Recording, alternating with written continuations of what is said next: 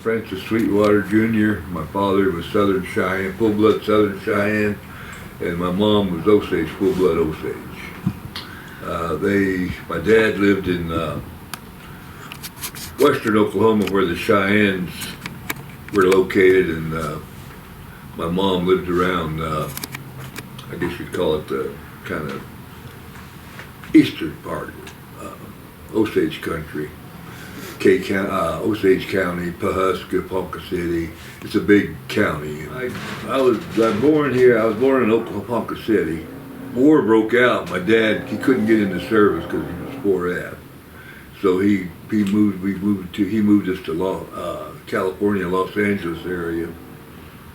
We had I had great parents. My mom and dad were good. LA I couldn't really do. I was on the wild side. And my wife was, my late wife was full-blood Cheyenne. And I told her, I said, I can't make it here in LA. So we moved here because we'd come to Wichita to visit my aunt. It was a struggle at first, you know. We had 4 kids, had a lot of jobs. And then I finally got on a Beech aircraft, and I retired there for 35 years. Finally straightened around. I was like a lot of young Indians, had problems with alcohol. I'm a recovering alcoholic.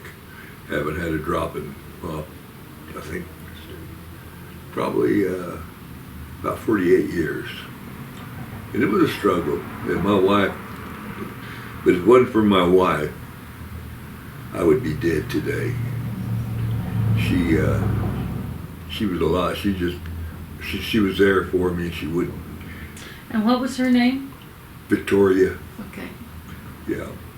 Her last name was Hallencrane, her dad. And I asked her one time, I said, wouldn't you rather stay? And she said, I wouldn't change my life for anything. She said, when I moved.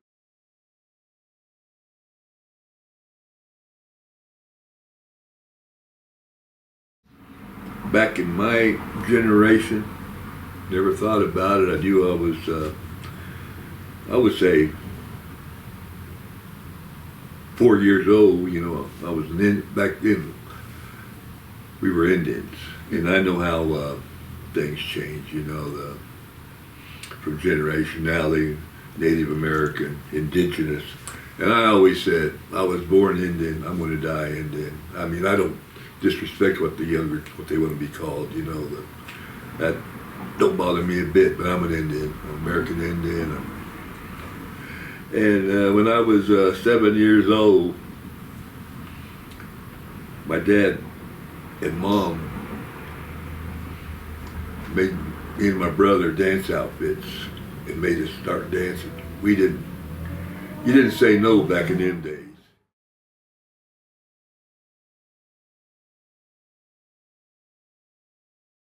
I guess I was in probably at least 4 or 5, and I'm an Indian, you know. I didn't think nothing of it, you know. And I went through out in California.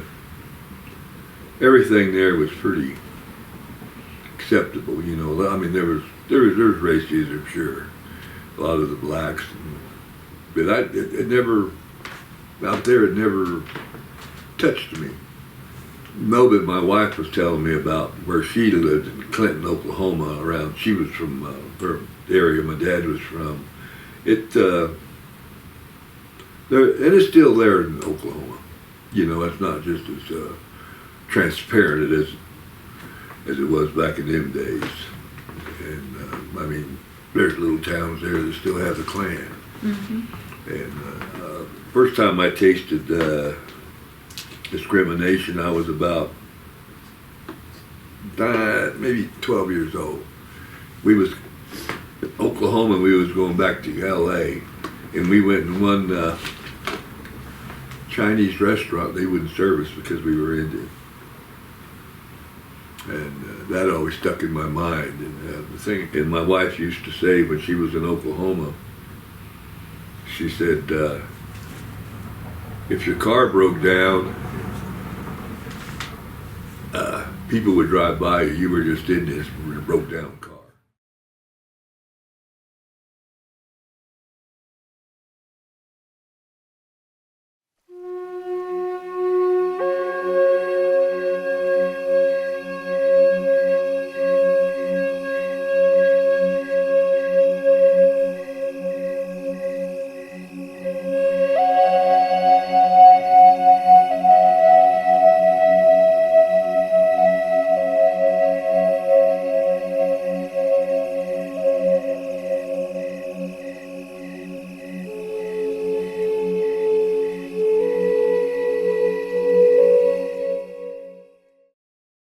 I didn't know him. His last name was Bates. He was full-blood Osage, and I had heard that they had killed him, but I always thought they got shot. They shot him. But I was talking to my nephew, and he said they poisoned him. He said where he was at, he come home. They said he been feeling well. He was staggering, and then he just fell over. They wanted his money. He was one of the Indians that and I don't know how they was. That's all the killings was based on. Was money. They wanted to get his head rights. He had quite a few head rights back then, but it was about money. They was trying to get his money. The Osages, once a year they have a ceremonial. They call it Heyoshka. It's war dancing, but you got a protocol to follow those certain ways. It's not a powwow. Of course, all the tribes have their ceremonial dances. I don't know about a lot of them. A lot of the other tribes that participate in the powwow world now are given that war dance, and because that war dance comes from up north, Sioux and Cheyenne.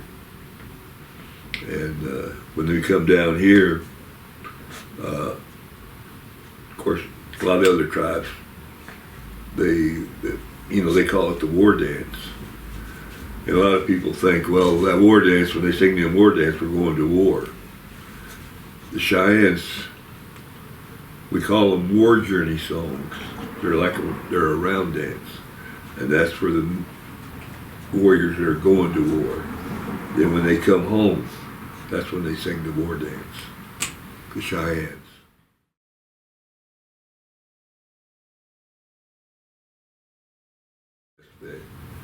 I've been asked to be a pit dancer, Oklahoma, different states. Met a lot of great guys, a lot of people. And I like the contest. They have contests, and I was a straight dancer. And I always told people, I said, I don't dance for the money, but don't get me wrong. If I win, I can use it, but I don't dance for it. I dance for the pure. I just love it. I miss it so much when I go. I can't go to dances anymore and count them when I drive, and then I have to leave before it gets dark. But it's just like I know some of these young men now. I mean, they're like his name's Sidney Topak. I remember him when he moved up here. He married my friend's granddaughter, and he's come a long way now. Man, he's a popular head singer. I had a nephew, Cheyenne nephew. He was in the Marine Corps in Vietnam, and he called me. He lived in Oklahoma. He called me one time. What do you need? He says, I want you to listen to a couple of songs. One was a gourd dance song, and one was a chief song or a veteran song. I don't know what he really called it, but it was a war dance song. I said, man, them are beautiful songs, Johnny. He says, his uncle, he says, I composed them. I want to give them to you. They're your songs. And I called my dad. And I said, Dad, what Johnny did, I said, I didn't have anything to give you. He says, no. He says, we don't do that, Cheyennes, we don't do that. We don't give them something like that. And today,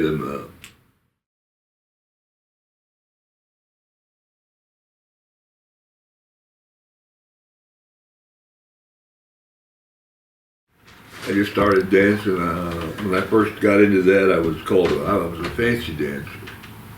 And then I wasn't a very good fancy dancer. But I went, then I started, my mom's, of course, they're straight dancers, so I started straight dancing. I straight danced, and I danced for about 5 years, and I would get in contests. And one time I got picked for the first round, and I danced one round, and then I was eliminated. I said, I think I could. So I started practicing. I practiced till the very end, till I quit. For me, it's to believe in how your regalia is, whether you be a traditional dancer or whether you be a grass dancer or a northern dancer. It's just it comes from your heart, them songs. They're like medicine to me. A lot of dancers, you get out there and them songs, for me, a lot of them dancers, and even the gourd dance, them songs, they can be medicine for me, and the Kiowa made the dance popular, but the Cheyennes did the gourd dance also, and there's kind of controversy there, but I had people tell me that the Kiowa gourd dance was given to them. There's a story behind it, and I don't want to repeat it because I might mess it up. And it concerned a red wolf, an animal. And I asked my dad, I said, how did we get it? Cheyenne. He said, he said it was for the warriors. Because a lot of little things you got to remember from tribe to tribe. The Kiowas, when they gourd dance, they got a starting song. And they'll sing that song 4 times through. They'll beat the drum.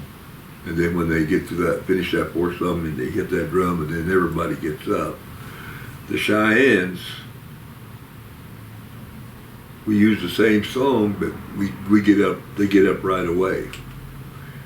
And the reason for that is because we don't wait on things. Go.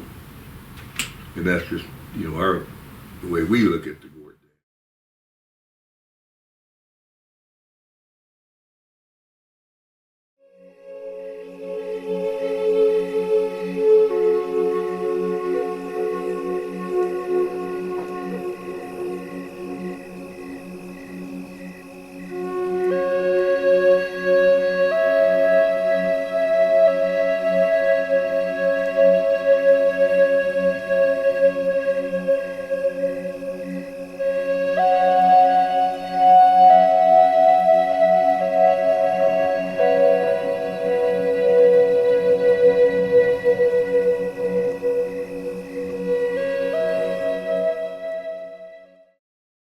Well, like the Osages,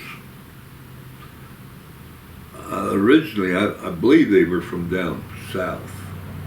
And then that's where when they moved to all tribes they could get, they put them in Oklahoma. Cheyennes are from Wisconsin, that's what I think, I'm not for sure. When they moved us all here, a lot of them didn't like it. Some of them fought their way back. Some of them stayed here. You don't hear much of it. They call it the Battle of the Ouachita. Yeah. And it was...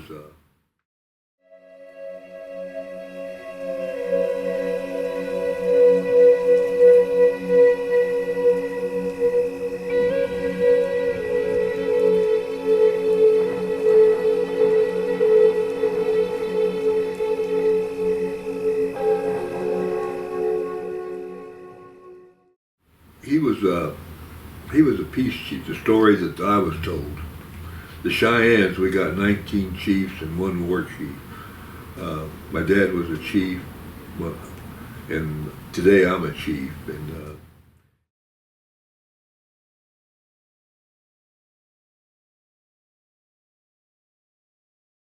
I was down there, I had to go down to Oklahoma when my wife passed away. We go through a little ceremony after a mourning period. We get painted and we're released. So So I went down there and saw this. He was my mentor, and I really looked up to that. Getting old, can't think of his name. But anyway, I went down there to have him paint me. He went through the ceremony, of course, give him something, and then he said, Francis, he said, we got some kids from a university around Amarillo. He said they're looking for a battle site, and they was trying to find the battle site. He said, you want to go? Yeah. I went, never did find it, but I thought that was pretty interesting, because I really, he's the one, when my dad passed away, he said, before he passed away, he said, did your dad ever talk to you about, you or your brother about being a chief? I said, no. And it's not passed down. But my dad was there, he was still alive, but anyway, I guess he chose me. And they told me that you got to go through 4 years initiation. It's not a big deal. What they do is they watch you for 4 years to see, and they check on you before to see what kind of life you're leading, And when you're ready, we'll bring you in the teepee, and then we'll go through the ceremony. And so I went through it, did what I had to do down in Colony, Oklahoma. My niece called me and said, well, she says we gotta feed everybody. But all the chiefs that get initiated that day to become a chief, they all cook in their own camps, and then you bring the food out there and feed everybody. And so that's what we did. But this is the only time we were in the teepee, and that's the only time the chiefs can eat first. His name was Alfred Sheepabirds. He was the main. Alfred what? Heapabirds. Heapabirds. Yeah, he was Cheyenne.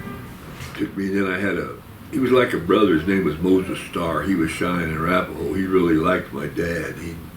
He really, and my dad, and I didn't know this. We went down there to Colony, and Moses come over to me, called me Junior. He said, Junior, he says, chiefs are setting up their teepee. Want you to come in. I said, I'm not a chief.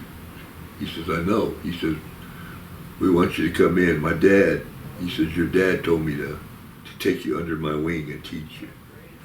So I went in.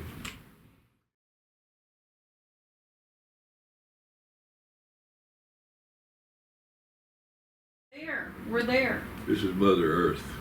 And I hate to see the way it's abused today. When the Osages dance, we carry a dancing stick. And then you dance, and you use it now with rhythm of the drum.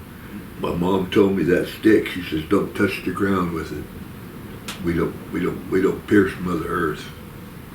But some tribes do, but that's the Osage belief.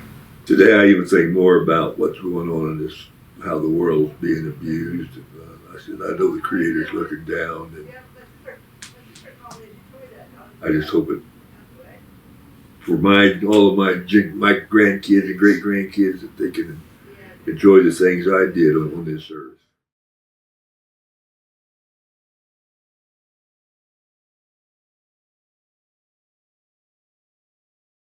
And we was down in Comanche country, Comanche homecoming, to dance and take part. We had friends down there, all of us, and they said, Lawrence says, Francis, we want to talk to you, me and Wiley. I said, okay.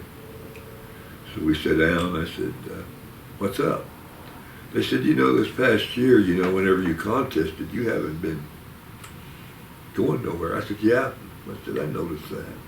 I said, I just figured they were tired of me. I said, when I dance, I said, I don't dance for money. And I said, I don't dance for, he said, that's the reason why. He says, did you think somebody put medicine on you? I said, well, it crossed my mind. But I said, go no further. They said, we think you did. Somebody put medicine on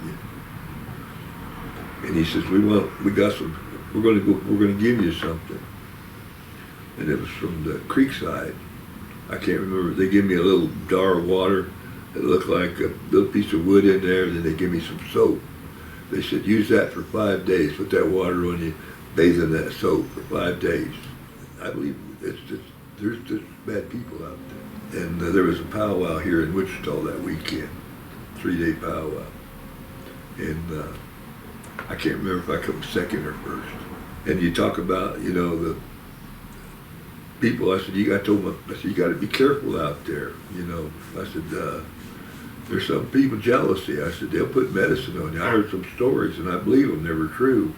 This one man, him and his wife, they were second box. He was real popular. Him and his wife, they go to powwows, and she'd always be there supporting. And then one powwow, she said, I'm not going to go. Her husband called a medicine man. He come over to the house, their house. He looked at her, talked to her, prayed, looked, touched her, and he said, then he grabbed her, he said, she took his hand and went like that to her hair. And he said it was full of black stuff. There's men that's like, you know, like I always tell these people, I said, you know, if you believe in the good guy, the bad guy's out there too.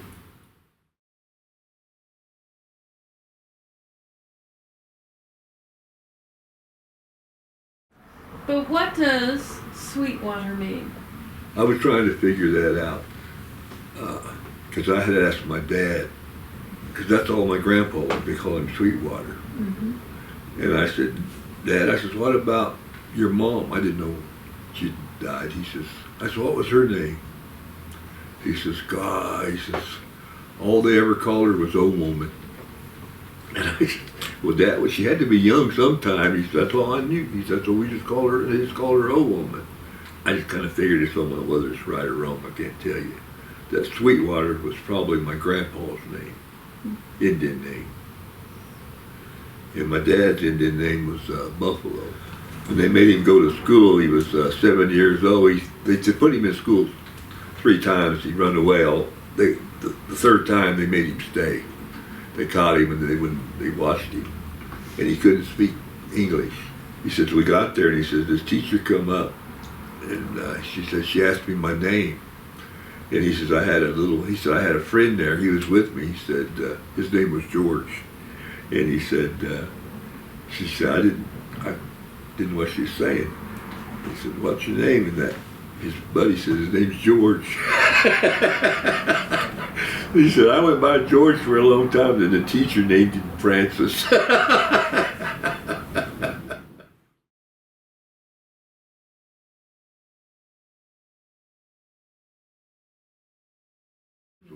My grandpa, the only grandpa I knew, Sweetwater, we went to where he lived, there was a man of moment taking care of him in an old wooden shack, really. And I was trying to remember this family that's taking care of him. I think their name was Hellman Hoff. I think I was about 12 years old. We went up to see my grandpa. And my grandpa would look at me, and I just look at him. I just, couldn't talk to him. I didn't speak Cheyenne. And then my dad told my mom, he said, I think his name was Hellman Hoff, he's Cheyenne man, and his wife. He said they want to give him an Indian name. And they said it's Black Rock. That's my Indian name.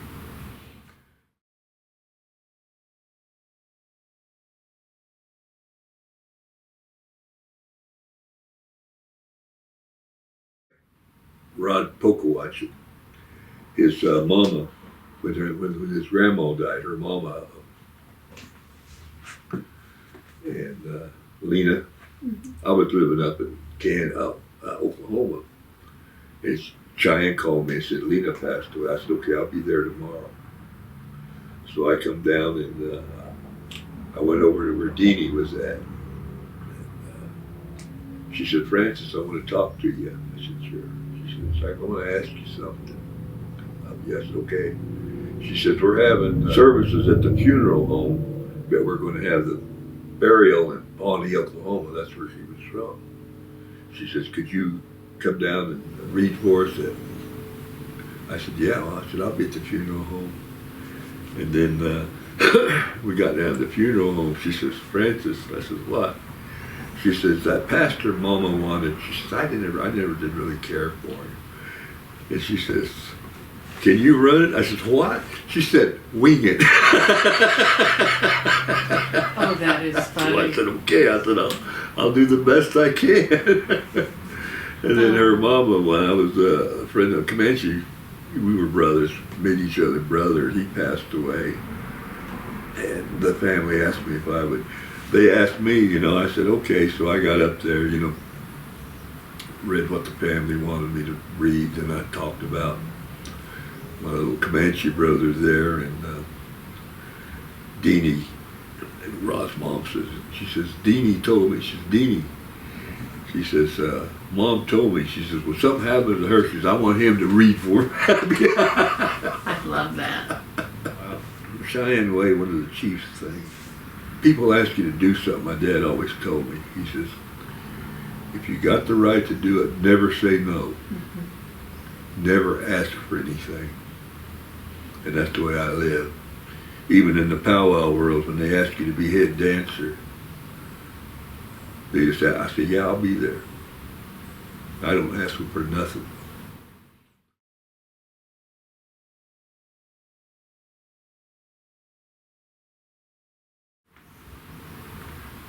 Phoenix, I was asked to be head dancer out there. And we was at a powwow in Tonkawa, and Andy come up. He says, son, I said, yeah, how you doing, Andy? He says, I hear you're going to be head dancer out west. I said, yeah, I'm going to Phoenix. He said, do you know why they ask you so much to be head dancer? And I said, I thought about it. I said, me and my wife, we were just, a lot of head dancers got big families and they get a lot of support. I said, it was basically me and Vicky. And I said, I don't know. I said, I wondered about that. I said, when we go to dance, I said, just really, I don't have no blood family that supports me. Not, you know, it didn't bother me one way or the other. But I said, he says, that's why. He says, they respect you. And he said, and you're a warrior. He said, that's why they ask you. And he told me the same thing my dad told me. Whenever they ask you to go do something, son, don't ask for nothing.